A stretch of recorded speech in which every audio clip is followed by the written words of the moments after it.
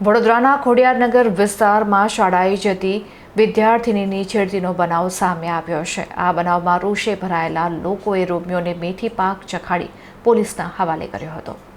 ખોડિયારનગરના દર્શનમ ચાર રસ્તા પાસે શાળામાં અભ્યાસ કરતી એક સગીર વયની યુવતીની એક શખ્સ દ્વારા છેડતી કરવામાં આવી હતી।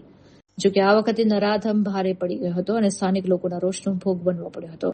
સગીરા જ્યારે શાળાએથી પસાર થઈ રહી હતી ત્યારે દર્શનમ ચાર રસ્તા પાસે આ અજાણ્યા શખ્સે તેની છેડતી કરી હતી। યુવતીએ હિંમત દાખવી આ અંગે પોતાના માતા પિતાને જાણ કરી હતી। ઘટનાની ખબર પડતા જ યુવતીના માતા પિતા અને આસપાસના સ્થાનિક લોકો તાત્કાલિક ઘટના સ્થળ પર દોડી આવ્યા હતા। લોકોએ આ છેડતી કરનાર વ્યક્તિને રંગે હાથ પકડી પાડ્યો હતો। દીકરીની છેડતી થતા રોષે ભરાયેલા માતા પિતા અને સ્થાનિક લોકોએ કાયદો હાથમાં લીધા વિના સૌપ્રથમ તે લંપટને બરાબરનો મેથી પાક ચખાડ્યો હતો।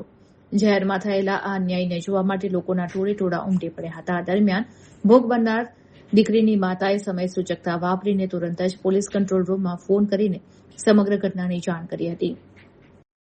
માહિતી મળતાની સાથે જ પોલીસની પીસીઆર વાન ઘટના સ્થળે પહોંચી ગઈ હતી।